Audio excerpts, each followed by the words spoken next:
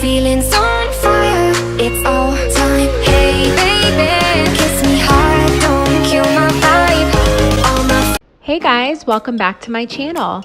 I posted a poll on my Instagram on what you would like to see next on my channel, and hands down, a what I eat in a day was the favorite.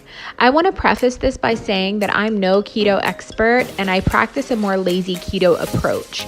My approach may not be best for everyone, but it's what works best for my lifestyle. I wake up at 4:30 to hit the gym. I practice intermittent fasting most days, so I don't eat anything directly after the gym. I do, however, have a nice cup of coffee with a tiny bit of cream and some liquid stevia. Some people think this breaks your fast. I'm undecided, but I really need my coffee.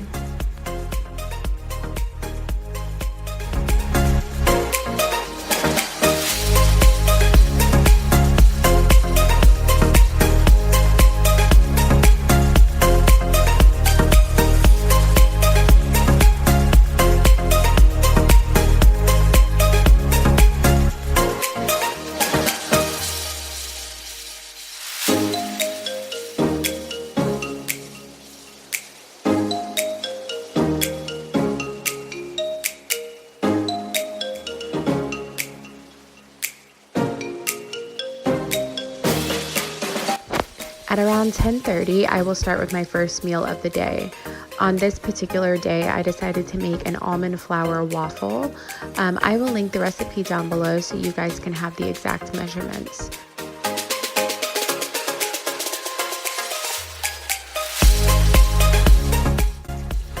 This recipe calls to make pancakes with this batter, but I find that they're very difficult to flip, and the cleanup with making a waffle is much easier.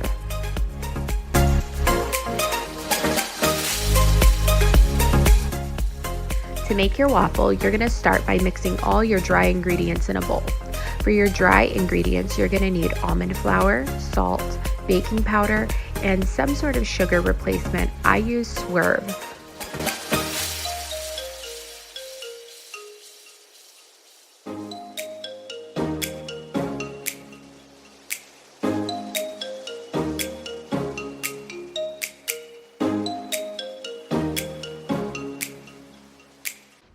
Next, you're going to want to put all of your wet ingredients into the blender. I used 1 egg, some Mexican vanilla extract, and some heavy cream. You don't have to use Mexican vanilla, that's just what we have on hand, and it's our family favorite.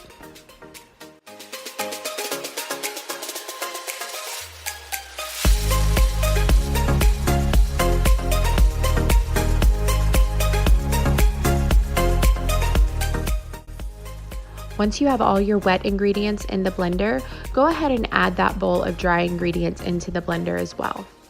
Then I set my Ninja on its base and I pulse until I get a pancake-like consistency. Sometimes I have to add a little bit of water to thin out the batter a little bit.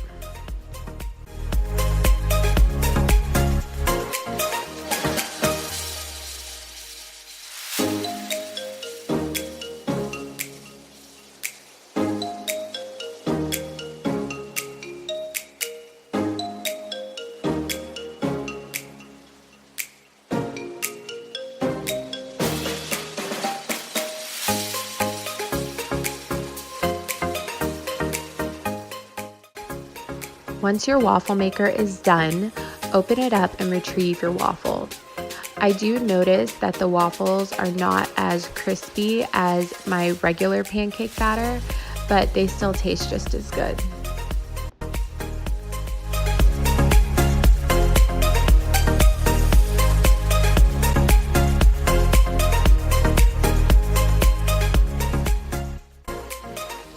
I like to top my waffle with some Kerrygold butter as well as some sugar-free syrup.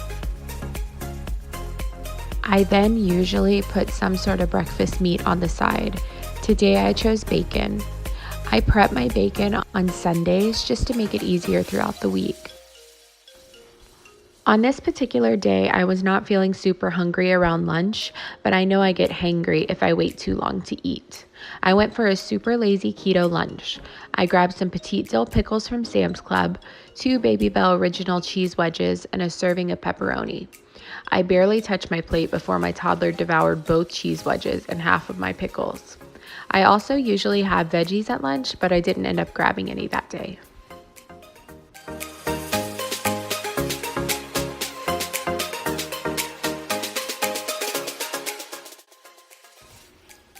I made a huge mistake and took a nap when my daughter's nap this day and woke up with a massive headache. I decided another cup of coffee would be the perfect fix, especially since I didn't get to finish my morning cup because my toddler spilled it everywhere. I'm making a bulletproof coffee, which is essentially grass-fed unsalted butter, MCT oil, coffee, and whatever other keto-friendly ingredients you want to add.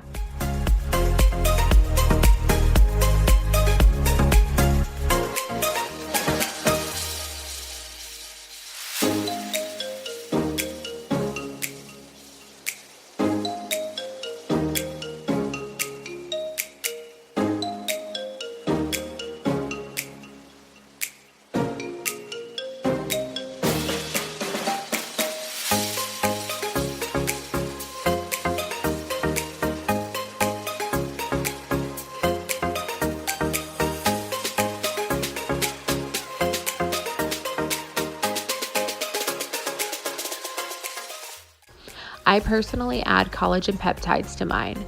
I found this container of collagen peptides at Home Goods for $19.99. I will write my bulletproof coffee recipe down below.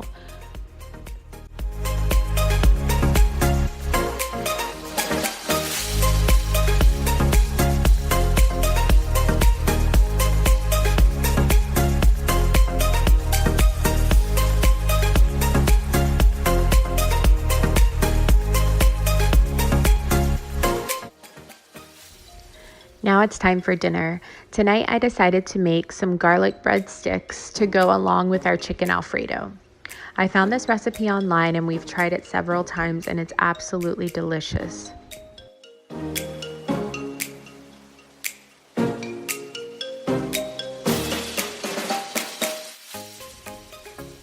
To make the garlic bread, you're going to want to grab some mozzarella cheese, some almond flour, some cream cheese, some parsley flakes, some garlic powder, sea salt, and baking powder.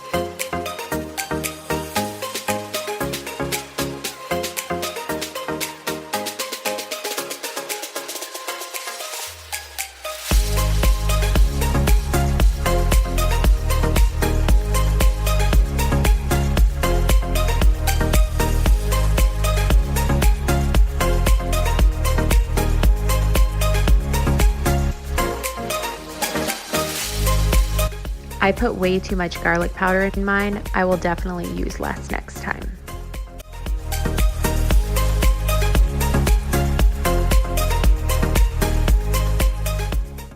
Then you're going to take the bowl, you're going to mix all the ingredients together, and you're going to put the bowl in the microwave for 1 minute.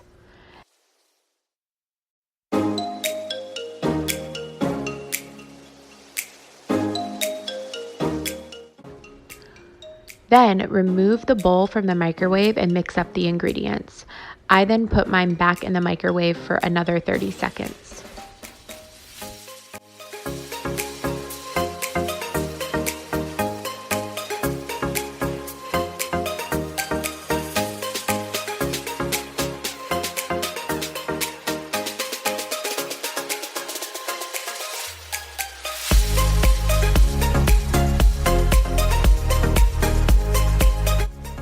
Once I remove the bowl from the microwave, I will mix together the ingredients with a rubber spatula just to make sure they're well incorporated. I will then add 1 egg and knead it together with my hands.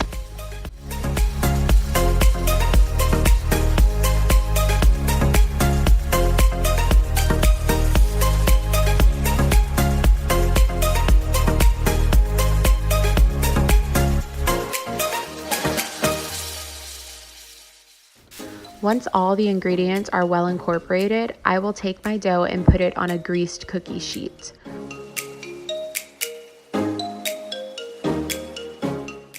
I then shape my garlic bread. Now, I'm a little bit of a perfectionist, so this took a little while. You can do it however you want.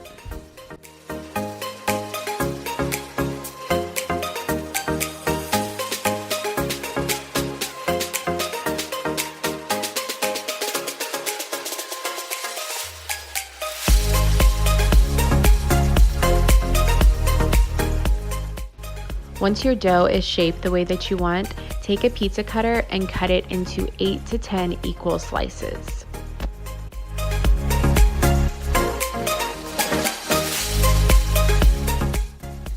I will link the recipe down below so you can get an accurate oven time and oven temperature. Next, we're going to move right into the chicken Alfredo. I have a cutting board full of chicken thighs. I would say this is about 1.5 to 2 pounds. I quickly season them with garlic powder, salt, and pepper. I season mine pretty heavily because I don't like bland chicken.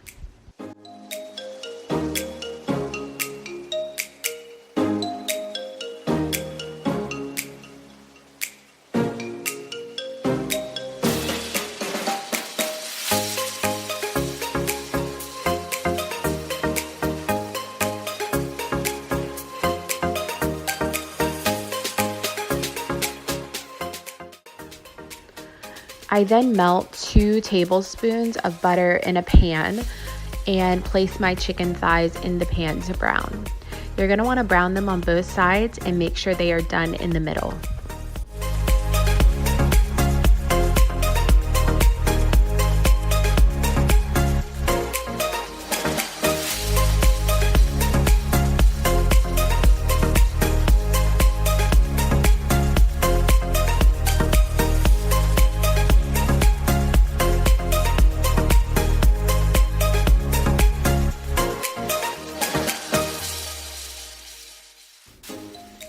Once your chicken is done, remove it to a plate.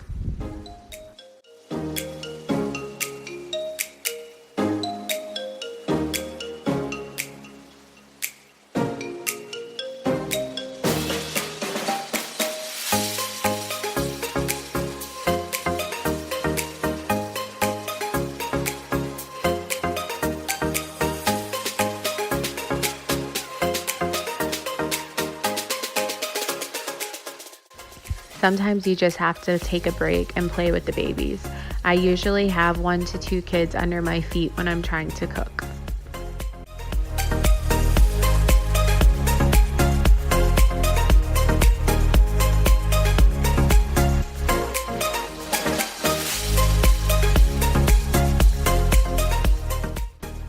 I decided to make mushrooms to go with our dinner tonight. I added 4 tablespoons of butter. You would only add 2 if you're making a smaller serving, but we have a large family.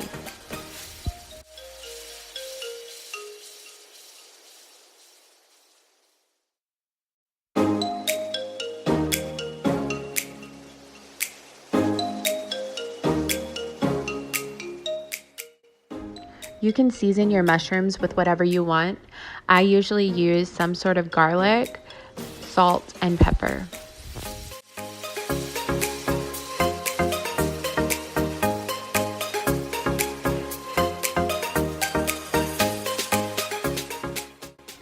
Next, we're going to start with our sauce. I added a few tablespoons of butter to the pan with some heavy cream. Once the butter was melted and the heavy cream was incorporated, I added some grated Parmesan. Now, I typically wouldn't use grated Parmesan, but we had no other cheese on hand. If you do make this recipe, I would recommend you use a fresh cheese.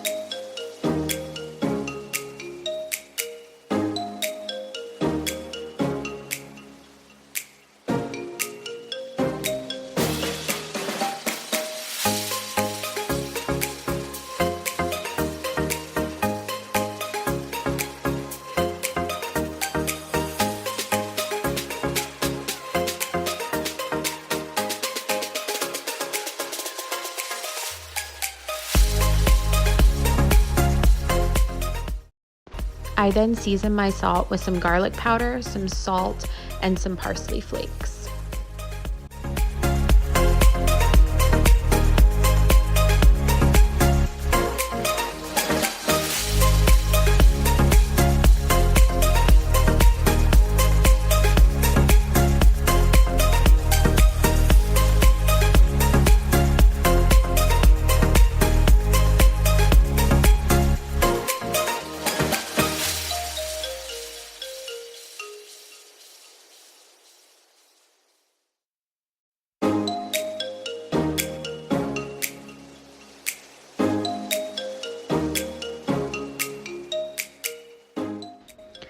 I then just put my chicken on the plate with some mushrooms on top and the sauce. And this is a final picture of what the dinner looks like with the garlic bread.